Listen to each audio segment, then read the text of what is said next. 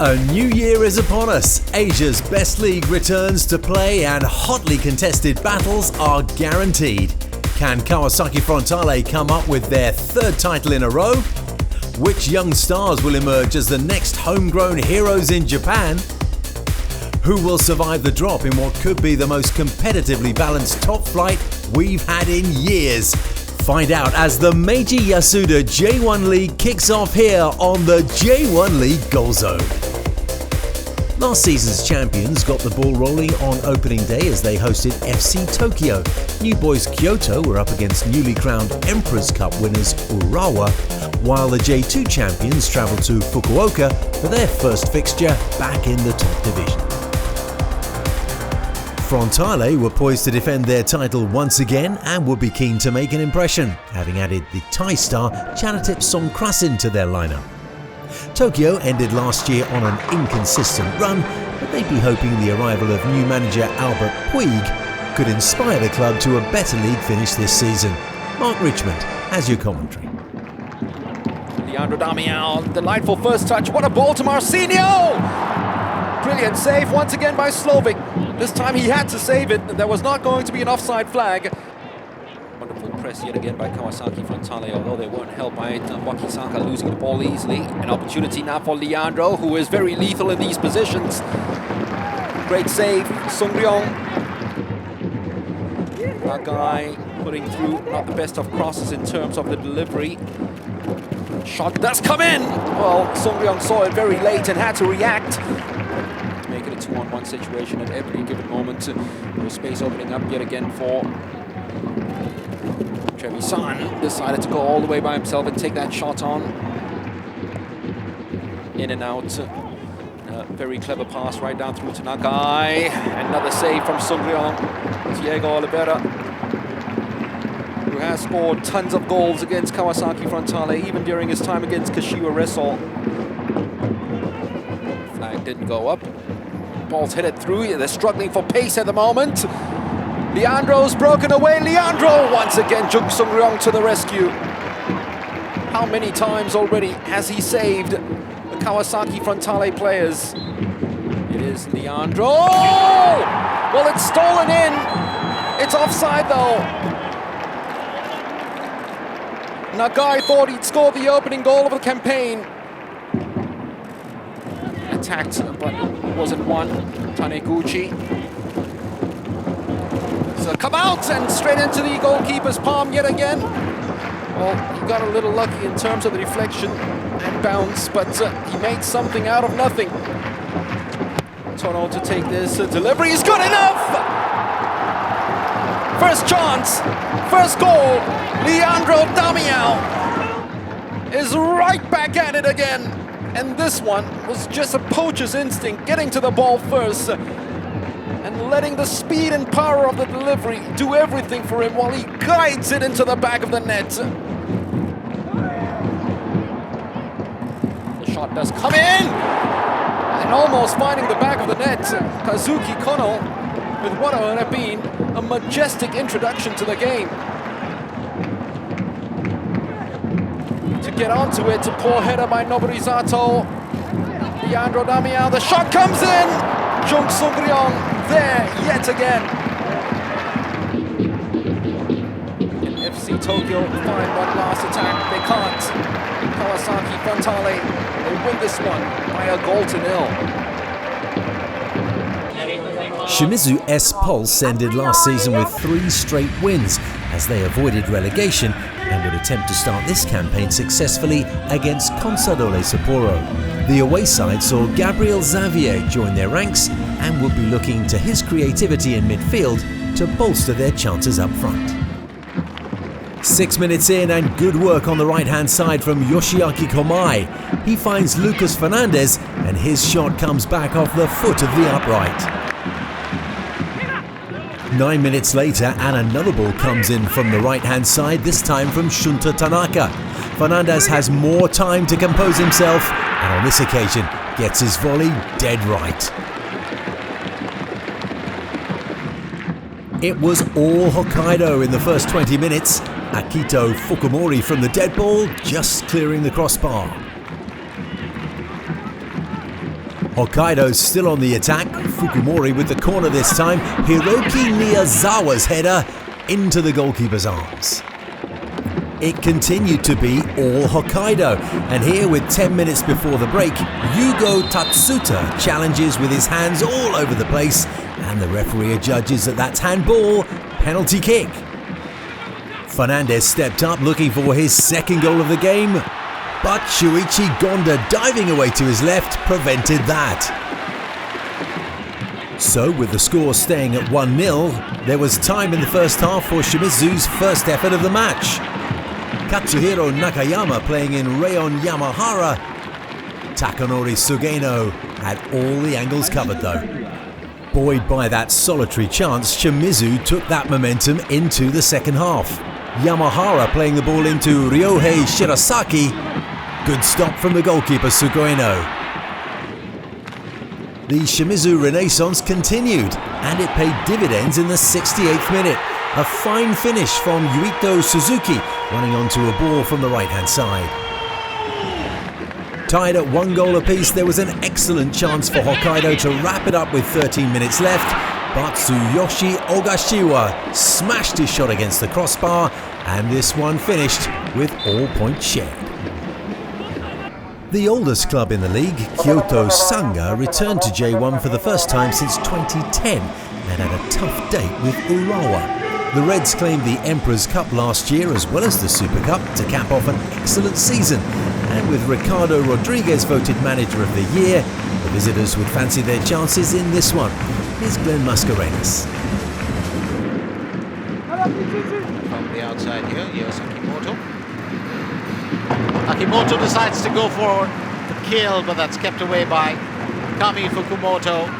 So the first real strike from the Reds. Takahiro Akimoto. And that's a bit of a knock from Tavia. But that won't count. Nishikawa keeps that away, and that could have been such an opportunity for Taketomi on the rebound to have knocked that in, but well, just a little bit of hesitation, and that can change. The Reds also 27.36, and on an average it's 25.444 Urawa Reds. Here's Peter Otaka, and he will find the target. That's 1-0. Oh, he was just waiting there. Needed to find the breakthrough, and what a moment of joy for Kyoto Sanga. Peter Otaka, well, puts his team on the front foot. Lovely assist coming in from the right flank, and that's what you needed. Right.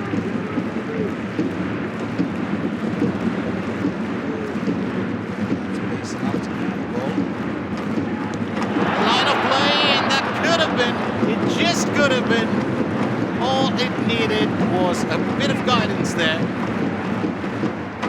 And gets that away. Just as the Reds are beginning to look dangerous, but it's back with them. There's Inukai. Sakine decides to go for the kill. Oh, that could have been so detrimental for Kyoto. And this time it's taken safely.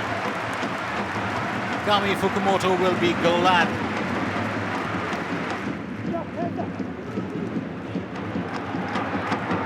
Quick run there from Akimoto. Oh, what a save. That's a fantastic save. It was very good execution coming in from the midfielder for the Reds. Good left footer, one-handed save, and Kami Fukumoto has done extremely well here at 90 minutes. And final score at the Sanga Stadium, it's Kyoto Sanga FC 1, Urawa Reds 0. An underwhelming campaign for Gamba Osaka in 2021, and they began this year with a tricky start hosting Kashima. The Antlers finished third last season, and having added one of the top signings of the winter in Yuma Suzuki, new manager Rene Velo would be aiming to mount a serious challenge for the title. Just 3 minutes in, and already a chance for the Antlers. Ryotaro Araki catching the ball on the volley finds stop from Kei Ishikawa. Only 5 minutes later, and Gamba registered their first chance of the match. What looked like a straightforward header for Patrick, palmed away by Kwon Sun-tae. But after those two chances had gone astray, the first goal of the game was a cracker. Diego Pituca putting Ayase Ueda through. The ball sits up for him beautifully, and what a strike that is. But if that shot was struck cleanly, so was this.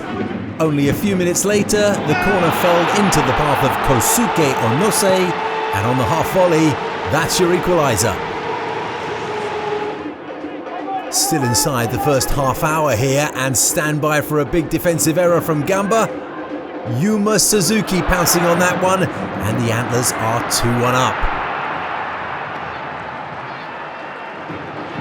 7 minutes later, and Kashima now looking for a third. Shoma Doi hits this one on the full, but cracks it against the crossbar.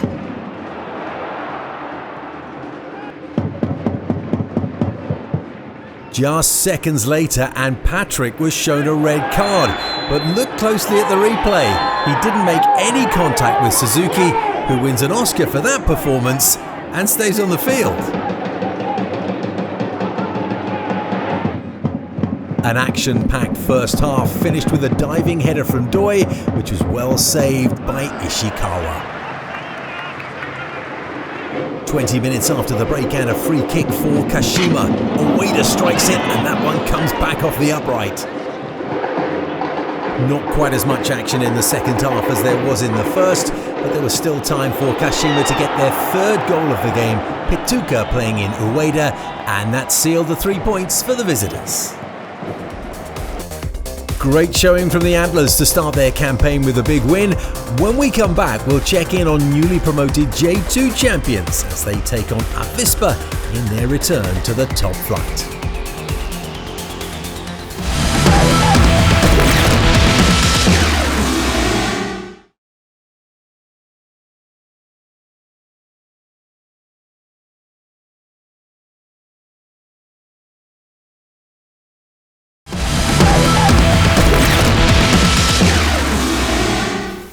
A new season is in full swing. Welcome back to the J1 League Goal Zone as we keep you up to speed with all the highlights and goals from Japan's top flight. Halfway through Matchweek 1, let's pick it up in Hiroshima.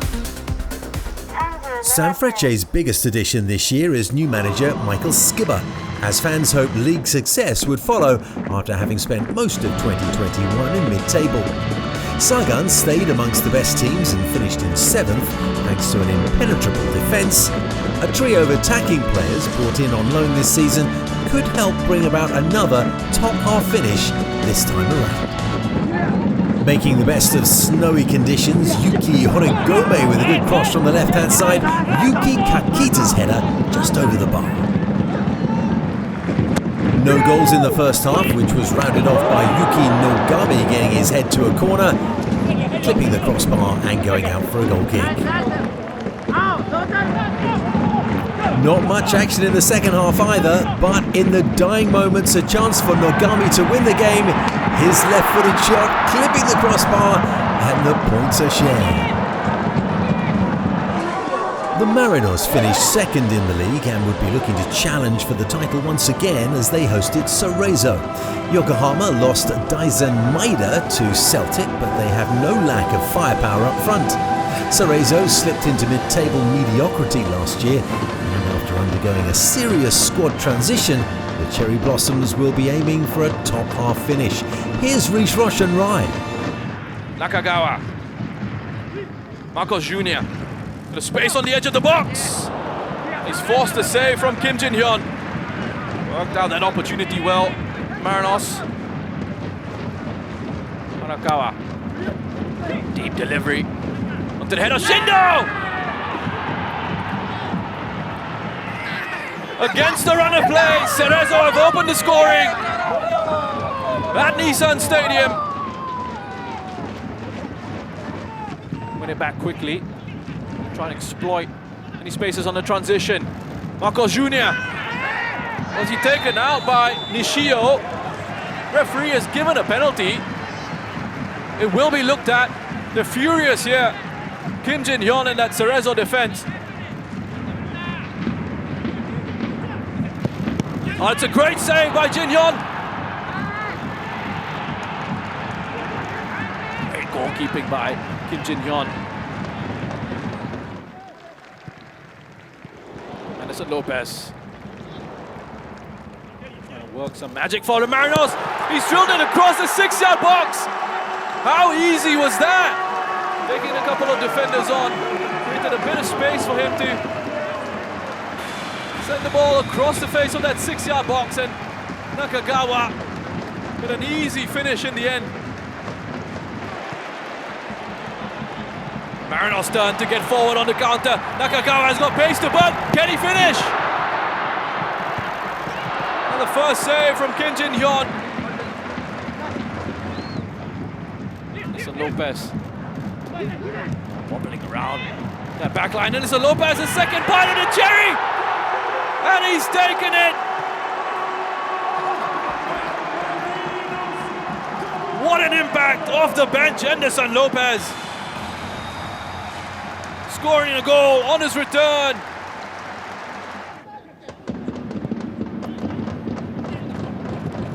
A shot from range. He's taken a bit of deflection on his way through. Nagawa again bent this one in, and it's the equalizer. He gets his head on that delivery from Riki Harakawa, and it's 2-2. Counted, and the referee has blown his final whistle. Perhaps a disappointing result for Yokohama Marinos. Avispa had a solid campaign on their return to J1 last year as they finished 8th. While looking to stamp their authority, they hosted new boys Jubilo Iwata. But the away side would hold no fear as they looked to shine with a scintillating attack that scored 75 goals in their run to the championship. Midway through the first half and channeling his inner Ronaldo, Jordi Crew comes close with that left-footed strike.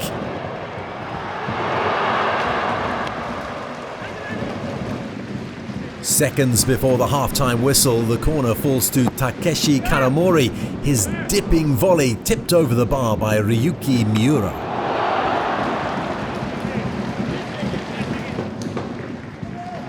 On the hour mark, Avispa's Takaaki Shichi sends the ball into the box. Crew's effort saved by the goalkeeper onto the post. But the goalkeeper didn't perform quite as well a minute later. Great control and composure from Kanamori, and Yota Maijima's shot is helped in by the hapless keeper.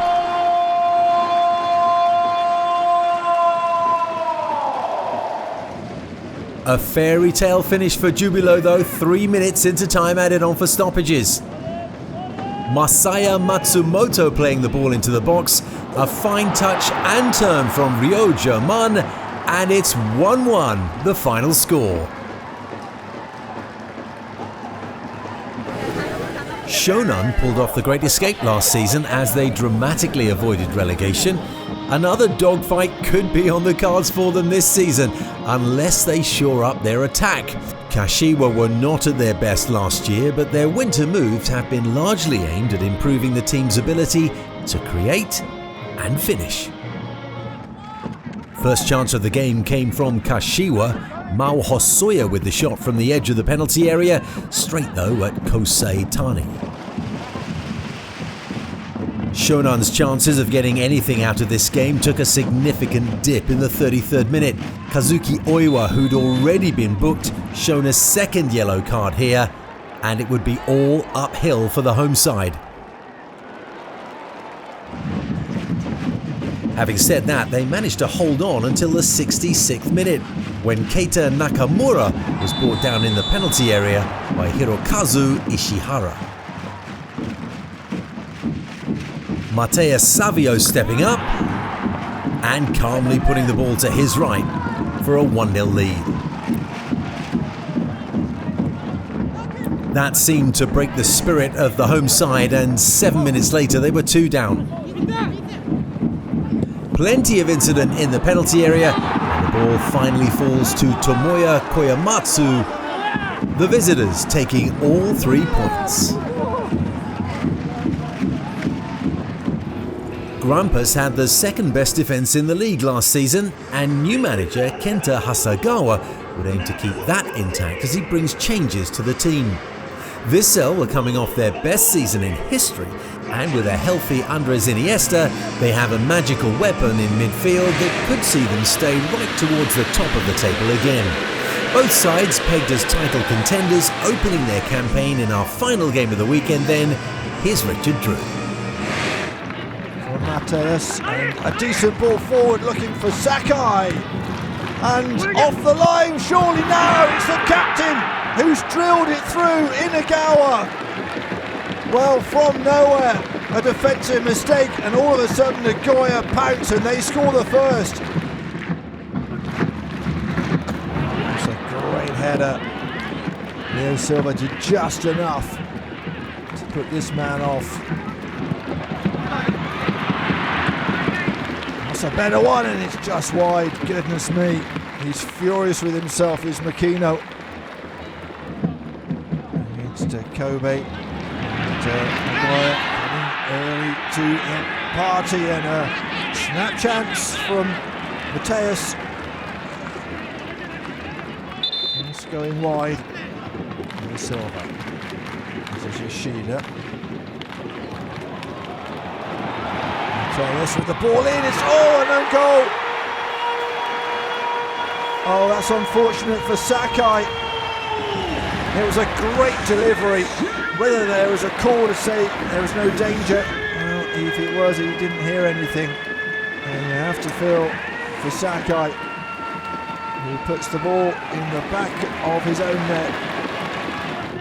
Push things along, and the referee's going to play advantage here. That's a great ball through, looking for Sakai. Is he taken down by Ogihara? He's already had a yellow card. And it's a straight red.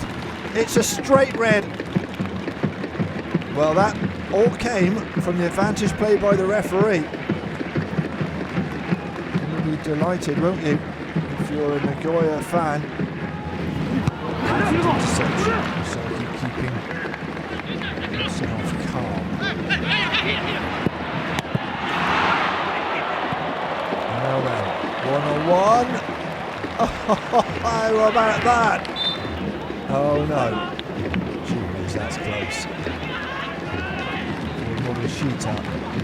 There's the captain, spraying it wide. 3, now 4 in the box.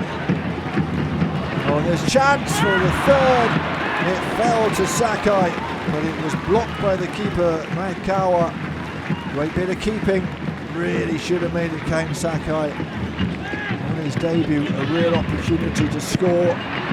Danger still not clear. And this time it is Kakatani who just scuffs it wide. It is the last action of our first match of this season here in Nagoya. Means that Nagoya claim their first 3 points of the campaign. It's finished here. Nagoya Grampus 2, Vissel Kobe 0. Match week 1 results for you then. Kawasaki opening their campaign with a win over Tokyo. Shimizu earned a point at home against Consadole. Newly promoted Sagan marking their return to the top flight with an impressive victory over Urawa, while the Marinos played out an entertaining 2-2 draw with Cerezo. Jubilo scored a late goal to draw with Avispa, and Kashiwa took 3 points on the road against Shonan. After the opening weekend, Kashima sit on top of the table with their win, and 4 other teams picking up 3 points as well. The Marinos lead the pack of 8 teams who drew their first encounter, all on the 1 point. Very early days in the season for sure, and with 5 teams picking up their first loss of the campaign, it's Shonan and Vissel with the unlucky honour of taking the final 2 spots at the bottom of the table. Only 1 round in, but Frontale 4 points with Damiao on the score sheet. The champions are looking mighty once again, but 17 other teams will have all season to make a run for the throne. I'm Steve Dawson. It's great to be back with you. We'll see you next time.